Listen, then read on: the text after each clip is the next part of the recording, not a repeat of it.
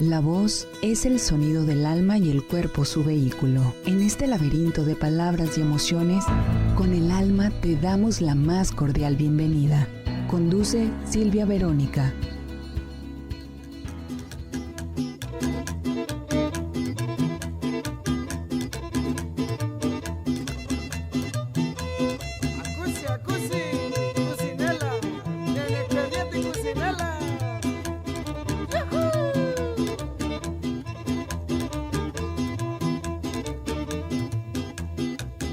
Saludos para todas las mujeres del mundo.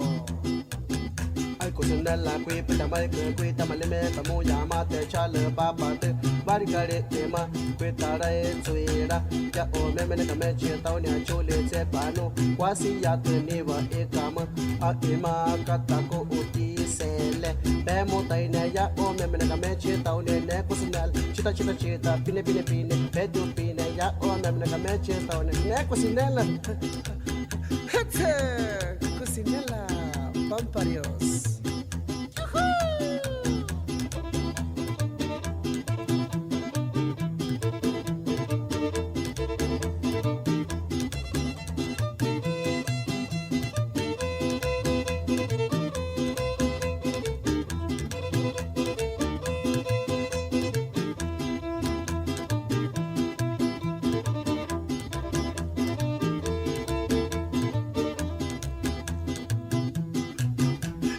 Cocina la cuita mai cuita mai cocina la cuita mai cuita mai cocina la cuita mai cocina la cuita mai cocina la cocina la cuita mai cocina la cuita mai cocina la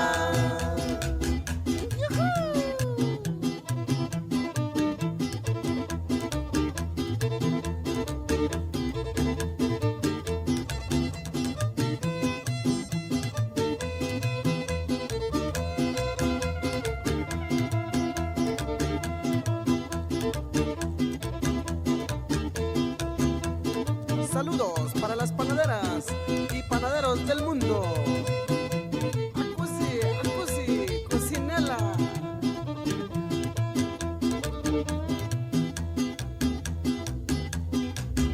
Ai kusuna la kui pita mai kui tamale me kamu yama te chale papa te bari kare ema kui tarai tuira ya o be me kame che tau ni achule che panu kwasi ya te ne ba e kama a ema kata ko uti chinale be mo tai ne ya o me kame che tau ne kusina la e kuchu be asa ta pine pine pine tu be tu pine ne kusina la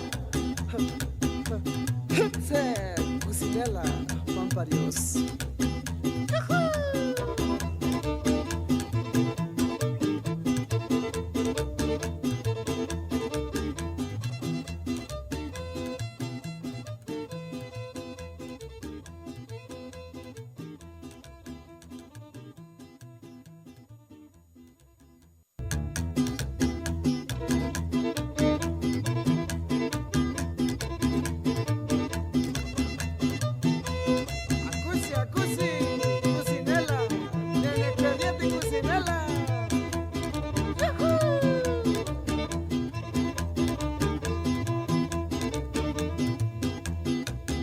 Saludos para todas las mujeres del mundo.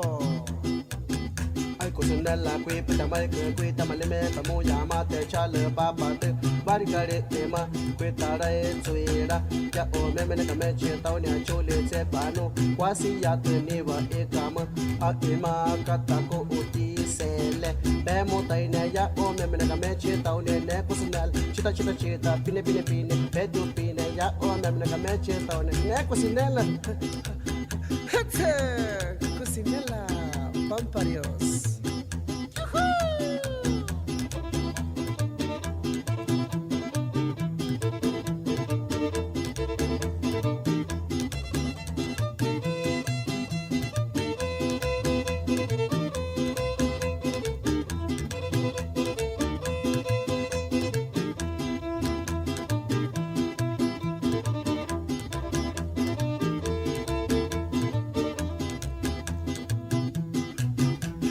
cocina la cuita maico, cuita maico, cocinala, cuita maico, cuita maico, cocinala, cuita maico, cocinala, cuita maico, cocinala, cuita maico,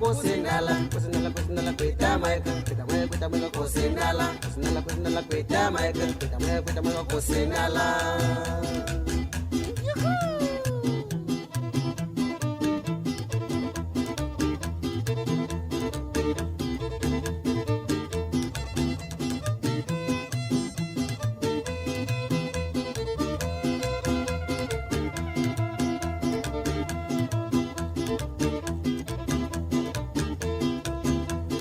Saludos para las panaderas y panaderos del mundo. Acusi, cocinela.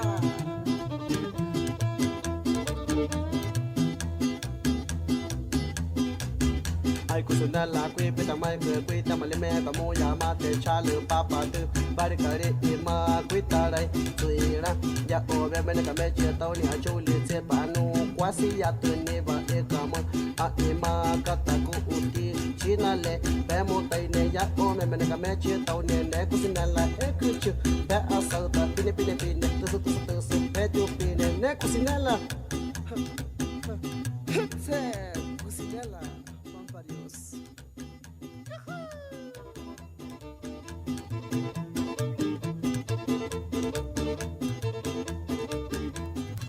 Los indios. 1. Viniendo desde Temuco, me adormezco en el viaje. Súbitamente me despiertan los fulgores del paisaje. El valle de Repocura aparece y resplandece ante mis ojos, como si alguien hubiera descorrido de repente el telón de otro mundo. Para estas tierras ya no son, como antes, de todos y de nadie. Un decreto de la dictadura de Pinochet ha roto las comunidades, obligando a los indios a la soledad. Ellos insisten, sin embargo, en juntar sus pobrezas, y todavía trabajan juntos, callan juntos, dicen juntos. Ustedes llevan 15 años de dictadura, explican a sus amigos chilenos. Nosotros llevamos 5 siglos. Nos sentamos en círculo. Estamos reunidos en un centro médico que no tiene, ni jamás tuvo, médico, ni practicante, ni enfermero, ni nada.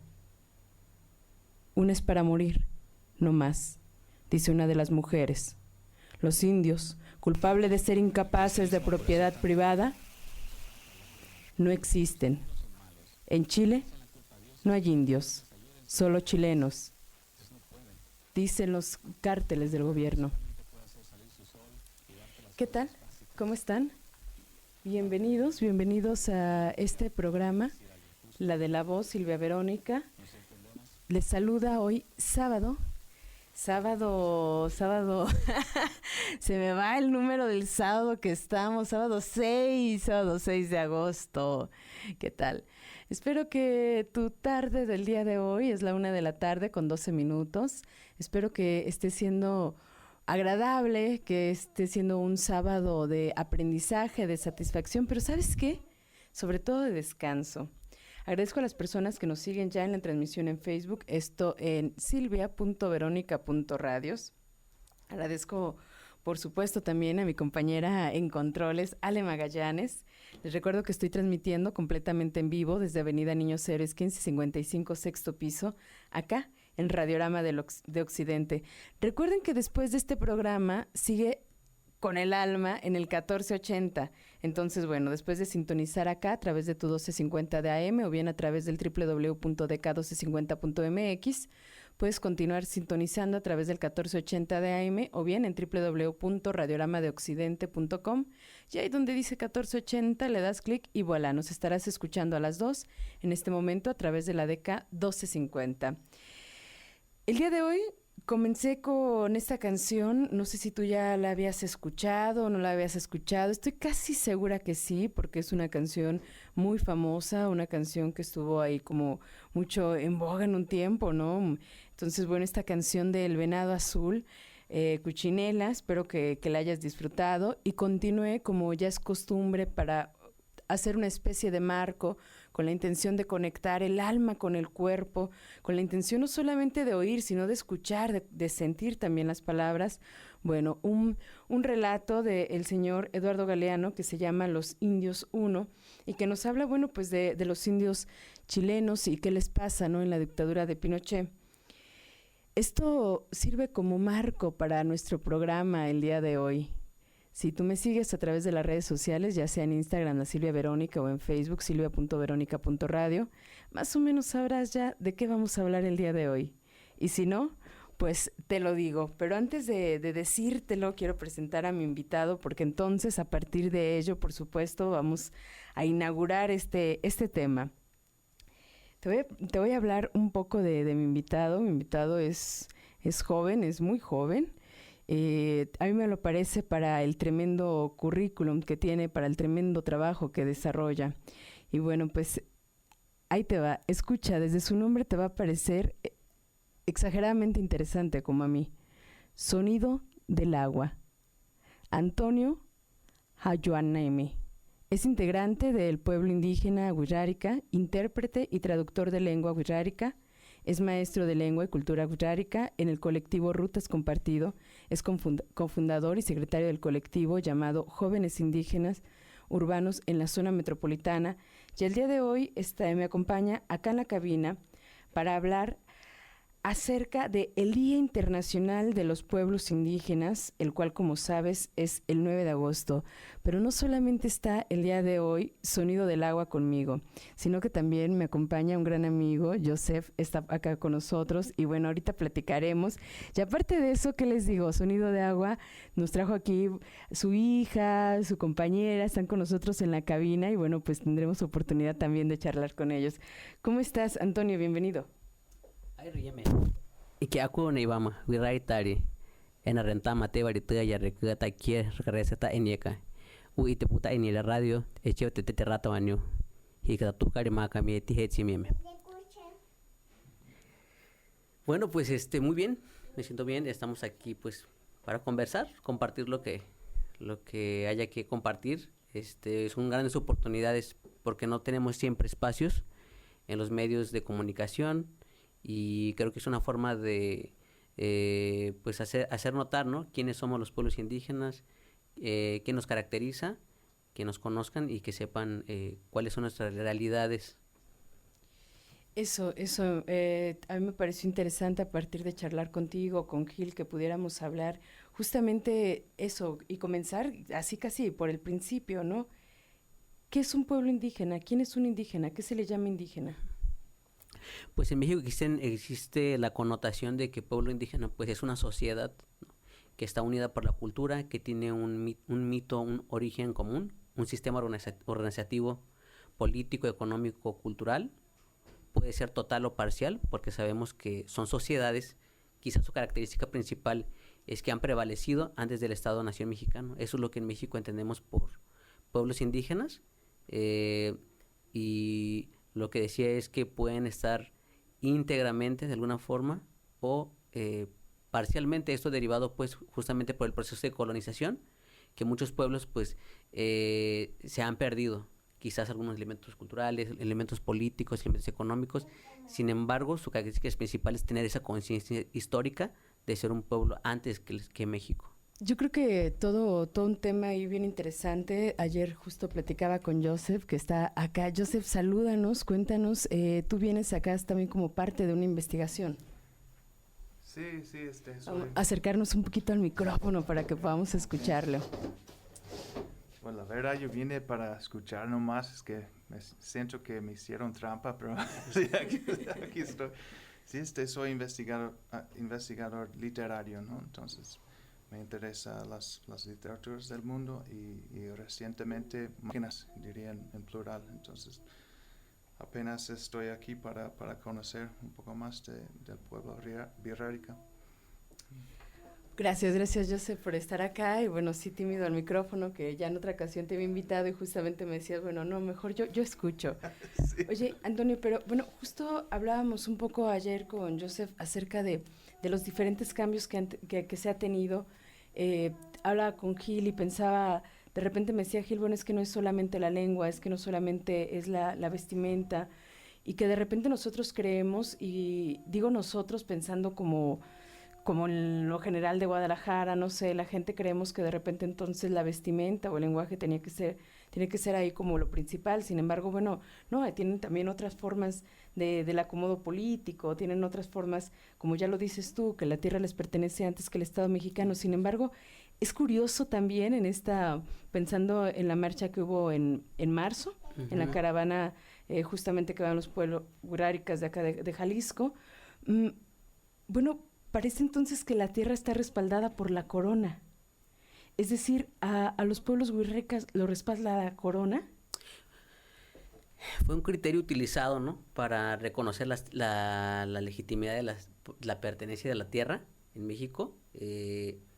Después del Estado por revolucionario, fue una manera de, sobre todo con Lázaro Cárdenas, ¿no?, fue cuando se avalaron las tierras de los pueblos indígenas, quienes conservaran esos títulos virreinales, ¿no?, que les fueron otorgados en su momento, porque bueno, pues hay que recordar que la corona cuando llega aquí a México, España, somos un país colonizado por España, pues de alguna forma a ellos les convino reconocer a los pueblos para tener una relación de explotación para con los pueblos. Entonces, es de ahí que fue como un gran argumento de tener esos documentos para ser reconocidos como territorios indígenas, como territorios que pertenecían históricamente a un pueblo indígena, ¿no? No obstante, en las últimas décadas, de forma que quizás siempre estuvo ahí, pero hay muchos pueblos que han vuelto a recuperar su conciencia de su origen, pues sin embargo ya no tienen esta propiedad comunal, sino que ya viven a lo mejor en propiedad privada, ¿no?, en propiedades ejidales, y pues actualmente están enarbolando luchas para ser reconocidos por el Estado con todos los derechos que tenemos, ¿no? Derechos que, por cierto, pues han sido reconocidos gracias al movimiento indígena, ¿no? Cuando nos referimos a movimiento indígena, pues es los mismos liderazgos, los mismos sistemas organizativos indígenas, diferentes agrupaciones han exigido, ¿no?, al Estado que se hayan reconocido los derechos, ¿no? Entre los más famosos, digamos, o los más reconocidos internacionalmente, pues el Ejército Zapatista de Liberación Nacional, el Congreso Nacional Indígena, que pues existen hasta ahora, ¿no?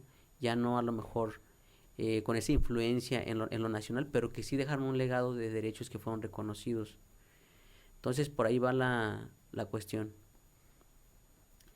Hace un momento tú decías, bueno, están regresando como a sus orígenes del pensamiento, de la emoción, por lo menos yo así un poco la captaba, pero decías, bueno, ya estas tierras no tienen la comunidad. En los pueblos indígenas es importantísimo la comunidad. ¿Qué es la comunidad? ¿Cómo viven en comunidad? Porque no es solamente vivir en un espacio, hay toda una forma, ¿no?, de la relación también. Sí, pues la comunidad es, yo creo que los pueblos indígenas, pues, de antemano somos colectivistas, ¿no? O sea, digo, comparado con la sociedad liberal, ¿no?, mexicana tal vez, pues que consideramos individuos y derechos, ¿no? O sea, nosotros sí tenemos prácticas o lo que llaman los sistemas normativos, ¿no?, que son formas de regulación cultural, regulación política, regulación de justicia, que implica la participación de todos los integrantes. Lo que estás regresando a la comunidad, lo que te ha dado, todo el legado que te ha dado. Entonces, eso incluye lo que parecen bienes materiales, ¿no?, como la tierra, por ejemplo, el derecho a votar, ser escuchado, ¿no?, a tomar decisiones con los demás. Pero es muy importante señalar esto que mencionas, ¿no? El territorio, al final de cuentas, no está visto como un pedazo de algo material, ¿no?, digamos, ¿no?, sino que es un ente vivo. Nosotros en nuestra cultura tenemos una diosa, que es la diosa Tate-Yurianaka, que es la madre tierra. Es una de tantas. Y eso es lo que nos abraza, por eso el territorio es un lugar donde, por ejemplo, como intérprete es difícil a veces traducir palabras con una connotación sumamente occidental, como puede ser recursos naturales. Pues recursos naturales es algo muy difícil de entender en wixárika. ¿Cómo podemos decir que lo que hay en la naturaleza son nuestros recursos, ¿no? Para poder traducirlo, por ejemplo, yo he propuesto pues que se diga como las cosas que pertenecen a nuestra madre tierra, ¿no? Entonces ahí te das cuenta cómo existe un conflicto en el entendimiento pues de diferentes cosmovisiones que entran en conflicto, ¿no?, y que generan todas esas problemáticas que luego se vuelven pues políticas, como lo que mencionabas de la caravana de un pueblo, de una de las comunidades del pueblo wixárika, Para esto los pueblos indígenas pues son grandes entes, pero los asentamientos como tal se les denomina comunidades, ¿no? Una de las comunidades pues ha luchado históricamente por recuperar sus tierras invadidas por ganaderos, ¿no? Ya no digo que Nayaritas o no, simplemente no Wirraitari, ¿no? Y a pesar de que ha habido resoluciones, pues no han ejecutado, ¿no? Esa devolución de las tierras, las indemnizaciones que tienen que realizarse, y eso ha dejado un vacío que habla de que no es una prioridad para el Estado, pues, hacer justicia, ¿no? A pesar de que ya hay decisiones de tribunales. Y volviendo a eso, uno de los argumentos más fuertes de las personas que dicen, pero ¿para qué quieren esas tierras, no? Si no las producen, porque creo que para las personas que conocemos, o más aún, todas las políticas públicas que se hacen, o la idea de la propiedad privada muy asociada al pensamiento occidental, pues ve la tierra como un producto, ¿no? Como un lugar, o sea, hay que explotarla, hay que explotarla, hay que explotarla. No puedes verla como un lugar donde viven nuestros antepasados, donde moran nuestros dioses, donde un día nosotros pudiéramos ser antepasados también de otras generaciones, ¿no? Esa visión histórica, transgeneracional, pues envuelve el territorio, espiritualmente hablando, ¿no? Eso me parece como súper importante, como esto que dices, la visión histórica. Me parece que nosotros occidentales de repente perdemos la historia, perdemos nuestra propia historia y más bien intentamos no ser memoria. Y me parece que algo que tienen los pueblos indígenas es que son memorias, y que eso me parece que es súper importante, que es importante, no sé, esta relación. Yo pensaba y me preguntaba cuál era la cosmovisión. Un poco en la llamada que te hacía, te comentaba, bueno, que yo en algún tiempo estuve en la familia de la Soledad, conozco a Itenzompa, en la infancia me tocó vivir en Los Amoles, ¿no? Y entonces, de repente yo tenía como un poco ahí la visión, ¿no? Me acordaba del blanco, pues, ¿no? El camión blanco, o cosas así, pero no un acercamiento mayor, ¿no? Solamente ese acercamiento de ir en el camión, o de repente todos a la riri, ¿no? Y bajarse. Y una forma ahí, para mí era interesante, divertido, una relación cercana. Sin embargo, nunca he entrado a una comunidad y uno sabe que o te imaginas que viviendo o estando ahí, es una relación diferente con todo, con la tierra, es una relación diferente, me parece que hasta con la música, como si tuvieran ustedes otro ritmo, pues, ¿no? Y me parece que este otro ritmo es latido del corazón, como si de repente se escuchara de otra manera, y a mí me parece muy significativo esta forma, pues, que ahora dicen de relacionarse, no dicen, que nos compartes, de relacionarse con la tierra, esta cosmovisión. Y yo me preguntaba, justo también porque, bueno, yo desde que era niña entonces escuchaba que siempre los huicholes, y de repente hubo un momento que los huiráricas, y yo me preguntaba qué pasó, en qué momento hubo ese cambio. ¿Acaso nosotros occidentales siempre les nombramos mal, y en qué momento nos enseñaron a nombrarles bien? ¿Hubo una pelea por parte de ustedes, una lucha, o cómo sucedió ese cambio? Así como lo dijiste, en lo simple así fue, ¿no? Ha existido, justo primero me devuelvo a tu anécdota, ¿no? Creo que es una anécdota que nos hace, lo mismo nosotros también lo sentimos, ¿no? Por más que estamos cerca de ustedes, no hay una convivencia, no hay una interacción. O sea, el compartir espacios no significa que acabemos con las condiciones que nos han dividido. En este caso, el gran artífice de esta división es el Estado-Nación mexicano, ¿no? Que hay mexicanos e indígenas, ¿no? Y eso es un primer divisor. Bueno, de ahí se engendra el racismo, ¿no? O sea, como ideas preconcebidas sobre otros grupos que nunca son sometidas a la interacción, al diálogo, ¿no? No tenemos espacios de encuentro, pareciéramos como de alguna forma segregados, pero conviviendo, ¿no? Y esa condición de la que hablas es la que en su momento en la escena política, jurídica de México, pues los liderados no podían decir quiénes eran, ¿no? O sea, de hecho, pues pueblos indígenas no es un nombre que nosotros utilicemos para reconocernos, es un nombre impuesto, ¿no? Desde fuera, y en ese proceso, pues, se tuvo que llegar a un consenso, ¿no? A un consenso más o menos. En México se habla de pueblos indígenas, pero la realidad es que cada pueblo vive su propio mundo y sus propios sistemas, ¿no? Y su propia forma de darse a conocer hacia afuera. Tan así que todos los pueblos en México, no nomás los otros que nos llamaban huicholes, todos tenían como una especie de sobrenombre, ¿no? Que era un nombre impuesto desde afuera, pero en la medida en que se generó este movimiento de que te hablo de los 90s, que fue simplemente la salida a la luz de una resistencia histórica. De ahí los nuevos, digamos, voceros, no profesionistas, liderazgos, lideresas de las comunidades indígenas han dicho es que nosotros no queremos ser denominados bajo el criterio del Estado, ¿no? O de la sociedad mexicana. Siempre nos hemos llamado como nos llamamos. En este caso, el pueblo Wirrari, que nosotros siempre nos hemos dicho Wirraritari en plural, comunidades Wirraritari, por ejemplo, si fuera plural, o el pueblo Wirrari en singular. Nosotros nunca nos hemos dicho a nosotros mismos, tú eres huicholo, yo soy huicholo. Pues eso es una frase que conocimos saliendo de nuestras comunidades, ¿no? Al migrar a la ciudad. Y para acabar con ese punto, yo te cambio esas anécdotas por el de nosotros, ¿no? Nosotros creamos aquí en la ciudad y vivimos siempre con esa división, los huicholes, y no nos conocemos. O sea, aunque hemos vivido aquí, siento que es una regulación que sobrepasa el territorio, ¿no? A veces estas reglas que, al final de cuentas, desde mi punto de vista, son como una especie de racismo ya internalizado con la que vivimos las personas, ¿no? Cierto. Ahorita, digo, es importantísimo esto que hablas, como el racismo, como la discriminación que se vive, y me parece que es claro de repente, pero que tendremos que hablar de ello de manera puntual y cómo, por supuesto, también ha perjudicado, cuáles son todos los avatares con los que se ha luchado. Sin embargo, antes de ello, me gustaría saber cuál es la función, no sé si la pregunta esté bien hecha, la función que tendría el hombre, la mujer y el niño dentro de las comunidades. Bien, pues son modelos que han venido cambiando y no son iguales en todas las comunidades. Al parecer, lo que como que tienden a tener los pueblos indígenas es una idea como de mítica, ¿no? Del origen del hombre y la mujer como para la creación de la vida, ¿no? Entonces, en ese sentido, en las prácticas rituales de la cultura wixárika, pues existen muchos simbolismos que son como los representantes del sexo de la persona, ¿no? Por ejemplo, al hombre el símbolo ritual que lo caracteriza puede ser la flecha, ¿no? Y a la mujer una jícara. Y como que esa unión es la que provoca la vida, ¿no? Esa sería la idea. Es muy complicado porque pues es una idea que justamente para el pueblo wixárika yo creo que ha sido una cosa pues incuestionada, ¿no? Desde yo creo que de 2000 para acá, pero empiezan otros movimientos, por ejemplo, que a veces causa mucho cómo se abordan, ¿no? Por ejemplo, el tema de la homosexualidad, ¿no?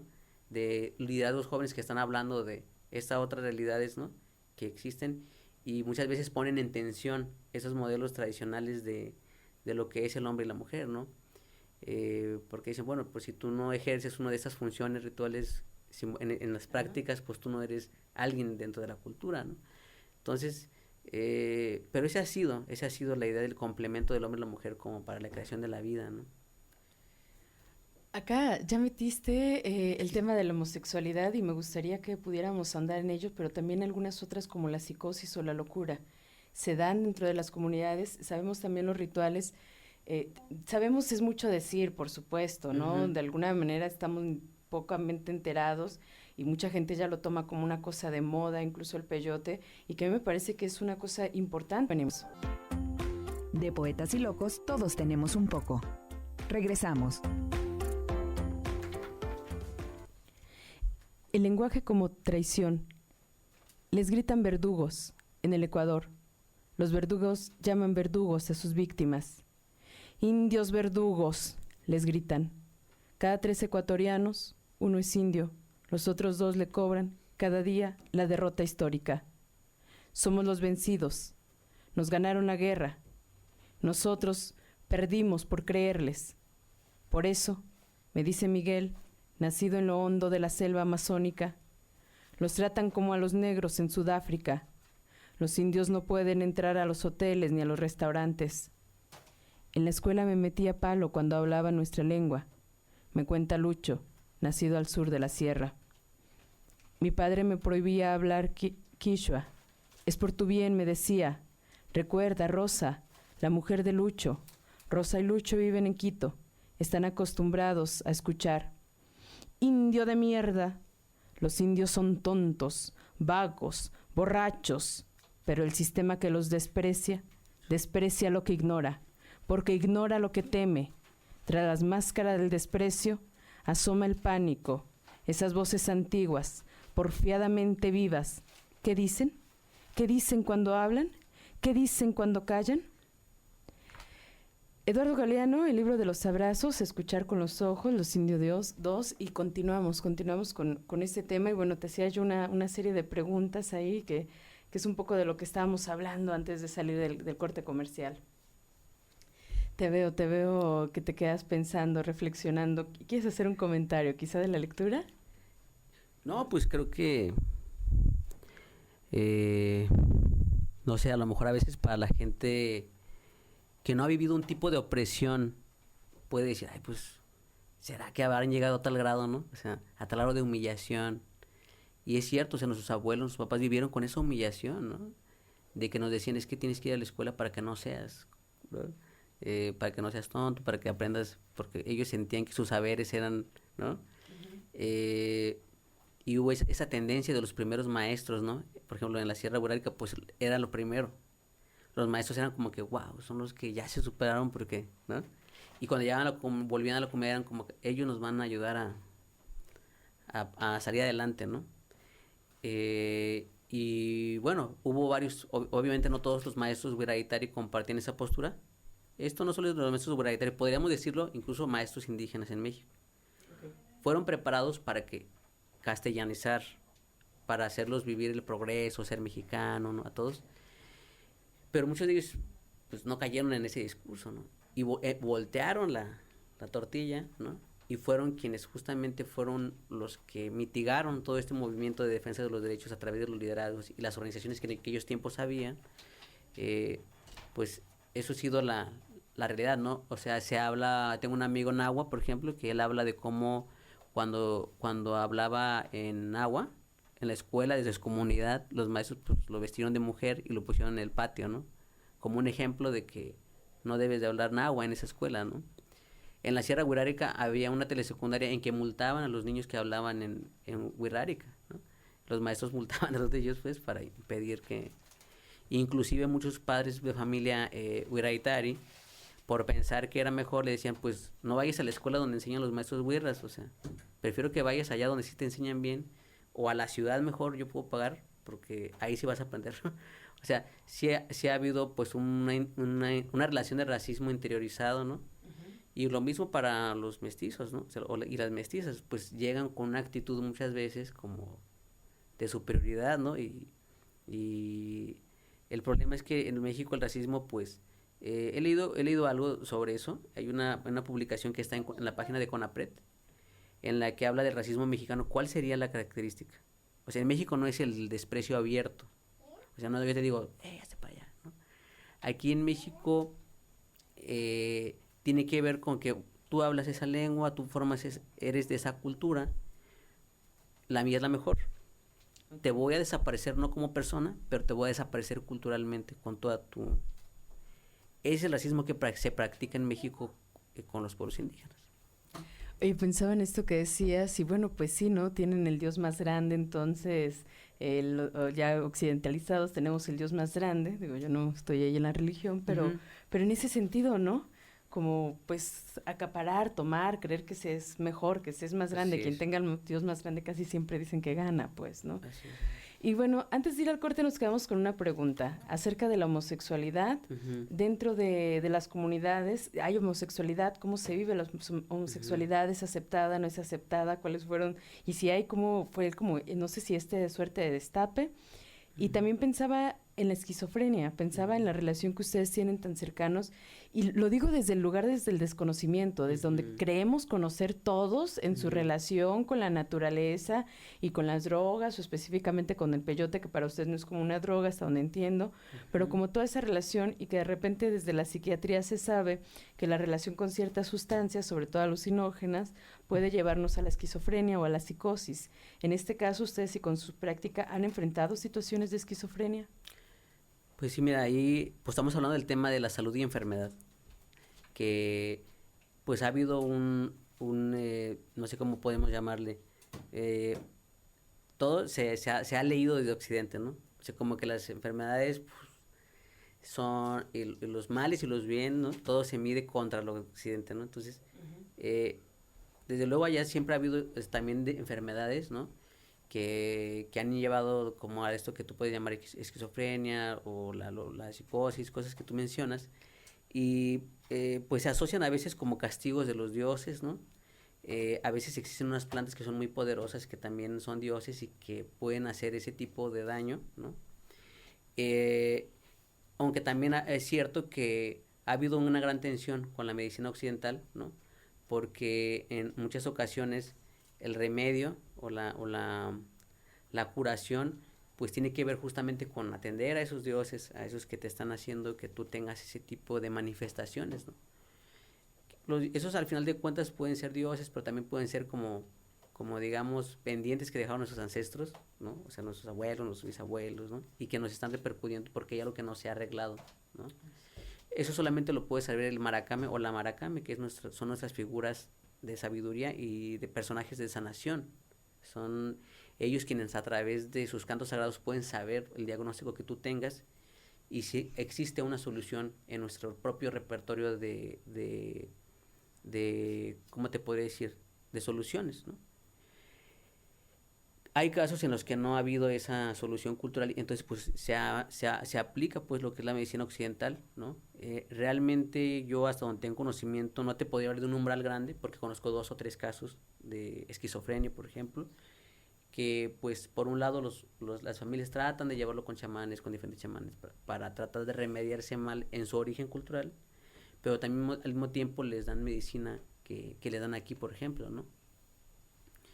Y de la homosexualidad, pues lo que hemos hablado, yo hablaría del género, ¿no? Como que el tema desde Occidente, el debate desde nuestras palabras en español, pues eso es un problema, desde el mismo emancipación de las mujeres indígenas en los propios pueblos, empieza a haber cuestionamientos, ¿no? a los modelos históricos tradicionales que tenemos, que son sumamente poderosos, ¿no? O sea, casi es como si estuvieras cuestionando, ¿no?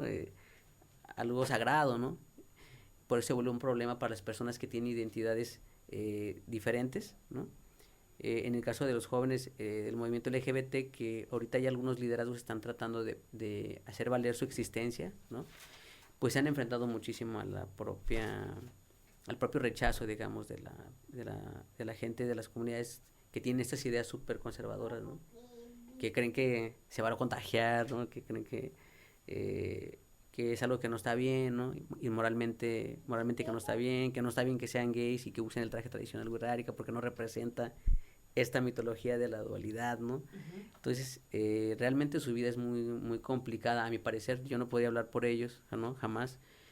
Yo nomás tengo una persona que aparentemente se suicidó, ¿no? Un familiar cercano, al parecer por muchas tensiones derivado de ser homosexual, ¿no? Entiendo que otras culturas, o sea, por eso no podemos generalizar, ¿no? Como la zapoteca, pues tienen como un lugar, o se han creado un lugar dentro del sistema organizativo. ¿Qué son los de los las muches, ¿no? Ajá, los muches. Acá no, hasta donde yo puedo ver, no existe eso, pues, ¿no? Está muy claro de mujer y hombre, ¿no? Antonio, yo tengo como un montón de preguntas, un montón de cosas que decir. Nos queda poco del programa, pero bueno, si ustedes tienen tiempo, le seguimos también en el otro, cómo no. Porque a mí me parece que hay que hablar de estos desafíos. Estamos hablando ya un poco, pero también yo pensaba en su participación en la vida política.